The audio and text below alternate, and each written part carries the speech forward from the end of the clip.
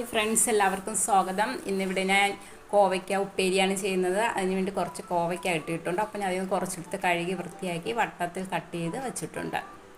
ഇനി നമുക്ക് സ്റ്റൗവിലേക്ക് ഒരു പാത്രം വെച്ച് കൊടുക്കാം. അതിലേക്ക് 2 ടേബിൾ സ്പൂൺ വെളിച്ചെണ്ണ ഒഴിച്ച് കുറച്ച് കറിവേപ്പിലയും ചേർത്ത് കൊടുക്കാം. അതിലേക്ക് കോവയ്ക്കയും ചേർക്കാം. ഇതിൻ്റെ പ്രധാന ചേരുവ എന്ന് പറയുന്നത് തേങ്ങാപ്പാലാണ്. ഞാൻ ഒരു 3/4 ഗ്ലാസ് തേങ്ങാപ്പാൽ നല്ല കട്ടിക്ക് എടുത്തിട്ടുണ്ട്. നമുക്ക് അതും കൂടി ഇതിലേക്ക് ചേർത്ത് മിക്സ് ചെയ്ത്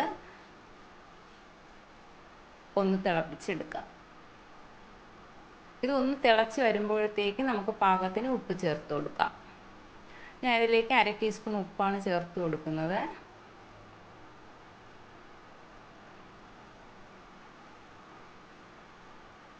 ഇനി ഒന്ന് വേവിച്ച് എടുക്കുമ്പോഴത്തേക്ക്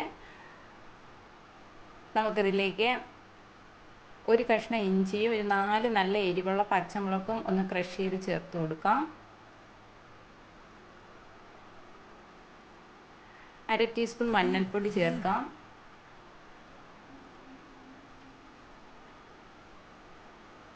പിന്നെ ഒരു മീഡിയം സൈസ് സവാള നല്ല നീളത്തിൽ അരിഞ്ഞത് അതും കൂടെ ഇതിലേക്ക് ചേർത്ത് കൊടുക്കാം.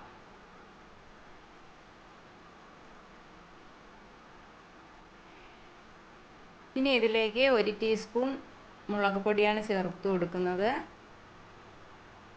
പച്ചമുളക് ചേർത്തിട്ടുണ്ട്. ഇത് അധികം എരിവില്ലാത്ത മുളക് പൊടി ആയതുകൊണ്ട് 1 ടീസ്പൂൺ മുളക് പൊടിയും 1/2 ടീസ്പൂൺ ഗരം മസാലയും ചേർത്ത് നന്നായിട്ട് മിക്സ് ചെയ്ത് എടുക്കാം. ഇപ്പോൾ തേങ്ങാപ്പാലിൽ കോവയ്ക്കയും ഉള്ളിയെല്ലാം വെന്ത് നന്നായി ഫ്രൈ ആയി വന്നിട്ടുണ്ട്.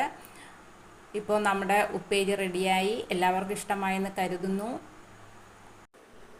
അപ്പോൾ മറ്റൊരു വീഡിയോയുമായി വരാം. ഓക്കേ.